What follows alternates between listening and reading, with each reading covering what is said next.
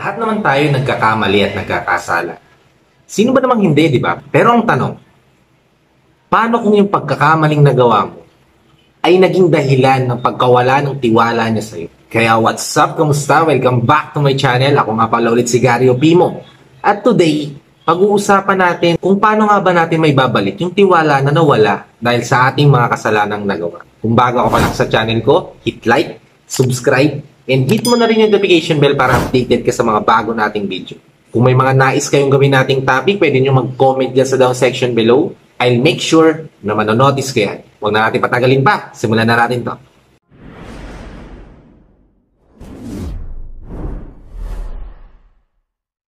Sa totoo lang guys, napakahirap ibalik ng tiwala. Dahil ang tiwala ang pinakamahalagang bagay na meron sa isang relasyon.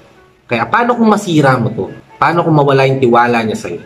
Paano mo nga bang may babalik yung tiwala niya sa'yo? Tip number 1, sincere apology. Simulan natin sa paghingi ng tawad sa kasalanang nagawa natin. Sabi nga ng tatay ko nung bata pa ako, paghihingi ka ng tawad, dapat alam mo yung kasalanang nagawa mo.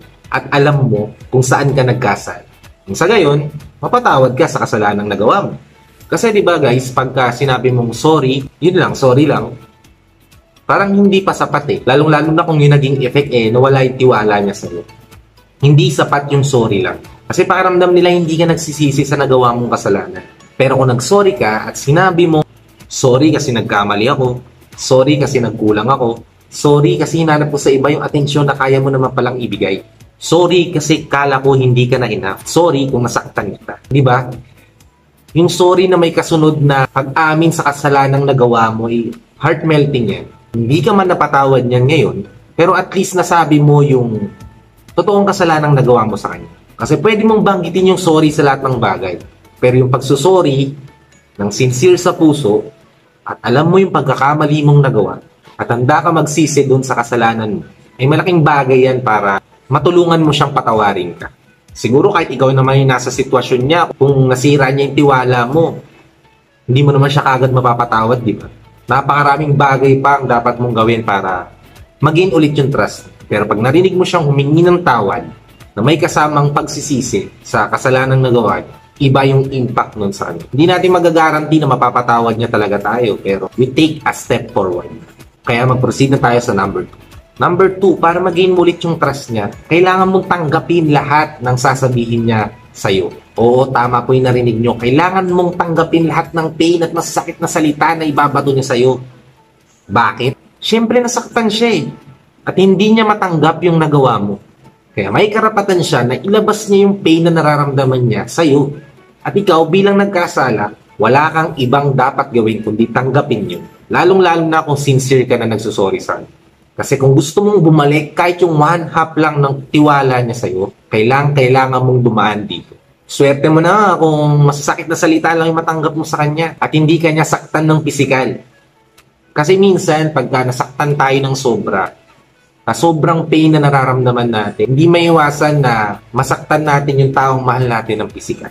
At dahil nasaktan siya, gusto niya ilabas yung pain na nararamdaman niya, yung galit at puot na nararamdaman niya. Sa babae, hindi malayong masuntok-suntok ka niya, hindi malayong masampal-sampal ka niya. Pero sa lalaki kadalasan, lalong-lalo na kung may respeto yung lalaki sa'yo, kahit masaktan mo sila, hindi ka nila sasaktan ng pisikal. Kaya kanyang saktan ng emotional, pero pisikal, hindi kanya kayang saktan. Kasi guys, step din kasi yun para matulungan mo siya at matulungan din niya yung sarili niya na mailabas lahat ng galit na nararamdaman. Pero guys, huwag kayong mag-worry ha. Kasi kung mahal ka talaga niya, hindi ka naman yan lalagutan ng buhay. Sa mga lalaki, guys, mahabang proseso pang lalakbayin mo pagka nasira mong tiwala ng babae. Sa mga babae naman, usually, it takes a week or so para mapatawad ka ng mga lalaki. Kasi ako personally, pag nasira yung tiwala ko pero sobrang mahal ko yung tao, kaya kitang patawarin within the day. At I guarantee na masasaktan ako pero hindi kita masasaktan. Pero hindi naman lahat ng lalaki ganun. Gusto ko lang share din yung para sa kung ako'y nasa sitwasyon na ganun. Well anyway, proceed tayo sa number 3. Give your best shot para mapatawad ka niya. Giving your best is the very least you can do para mapatawad ka niya at mag-gain mo yung tiwala niya. Gawin mo ang lahat, ika nga. Para kasi maibigay niya yung best niya para mapatawad ka, kailangan mo ring ibigay yung best mo para mapatawad ka niya. O para maging worthy ka sa forgiveness na kaya niya ibigay. Kung kinakailangan, ligawan muli para mapatawad ka niya, gawin mo. Kung kailangan suyuin mo siya, suyuin mo. Gawin mo ang lahat para mapatawad ka niya. It's a painful process, it's a long process, but it will be worth it. Kaya huwag kang matakot, ibigay yung yes mo. Proceed tayo sa number 4. Number 4, do it with consistency. May mga tao kasi na sa una lang magaling, sa una lang masipag ipakita na nagsisisi sila sa kasalanan nila, pero pag nakakita na sila ng senyales na mapapatawad na sila, babalik na naman siya sa dati, maglalaylo na, at parang wala na nangyari, ganun. Kaya kung gusto mong maibalik niya yung tiwala niya sa'yo at mapatawad ka niya sa kasalanan mo, kailangan mong gawin yun ng consistent. O, trivia muna guys. Sa mga babae kasi, once na masira mo yung tiwala nila, sobrang hirap nang ibalik yun para sa dadaan ka talaga sa madugong proseso, sa mahaba at masakit na proseso. At once na mapatawad ka niya, may lamat ka pa rin sa puso niya o may marga ka na sa heart niya. Kasi posible ka talaga niya mapatawad dahil mahal na mahal ka niya, di ba? Pero yung pain at suffering na binigay mo, markado na yon sa puso niya. Hindi na yon mawawala. Kumbaga may lamat na yung puso niya, ganun. Kaya huwag kang magtataka na kapag nag-away kayo, may babalik yung pain na binigay mo sa kanya. Kasi kahit napatawad ka niya, may marka ka na nga sa puso niya. Kaya pag nangyari yan, kailangan meron kang consistency para gawin yung tip number 1 at tip number 2 at tip number 3. Nang sa gayon, ma-regain mo yung trust niya at mapatunayan mo na hindi ka katulad ng iba.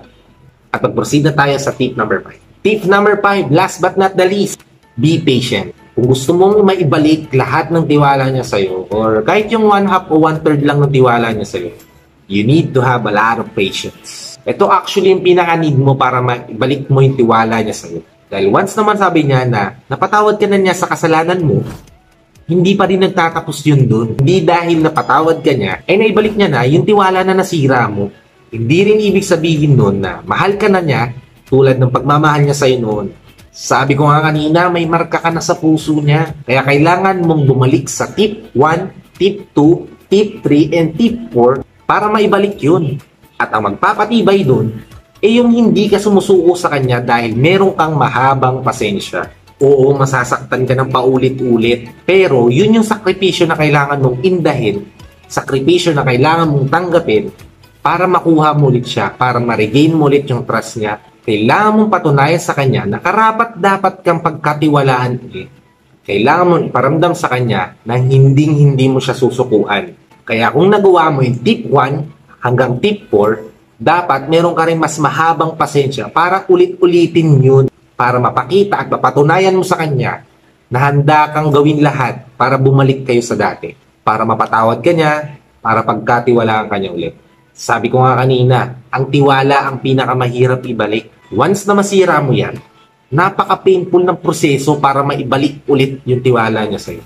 Pero kung mahal mo siya at handa kang gawin ng lahat para mapatawad ka niya at para bumalik kayo sa dati, itong 5 tips na to, guaranteed makakatulong to sa inyo. Yun lang, maraming salamat sa panonood. Sana nakatulong din ako sa inyo. Kung nagawa ko man yun, share natin to sa mga kababayan natin o sa mga kapamilya, kamag-anak na nangangailangan ng ganitong mga tips. Nga pala guys, shoutout muna tayo. Shoutout pala kay Miss Marilyn de Guzman at sa asawa niyang si Mr. Joel Castillo.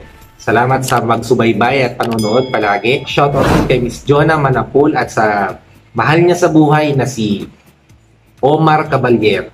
Shoutout din kay Miss Grace Irene Morales Ona na palaging nakasubaybay sa video. Maraming salamat sa iyo. Shoutout kay Maria Gina Nibria, watching from Riyadh.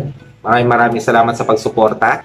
Shoutout din kay Nangshli047 na watching from Dubai. Maraming salamat sa iyo dyan, kabayan. Ingat ka dyan. Shoutout kay Miss Rose Ann Nanggoy at sa mahal niya na si Mr. Raymond Monson Nanggoy. Mahal na mahal ka raw po niya, sir. Pinapasabi niya. Shoutout sa inyong dalawa. Stay strong po. Shoutout din kay Miss Rowena Belarde at shoutout sa inyo na palaging sumusuporta sa lahat ng videos na. Going strong tayo. Road to 30K na tayo guys. Maraming salamat sa suporta nyo. Kaya ikaw kung bago ka pa lang sa channel ko, hit like, subscribe, and hit mo na rin yung notification bell para updated ka sa mga bago nating video. Yun lang. Maraming salamat sa panonood. God bless. Peace.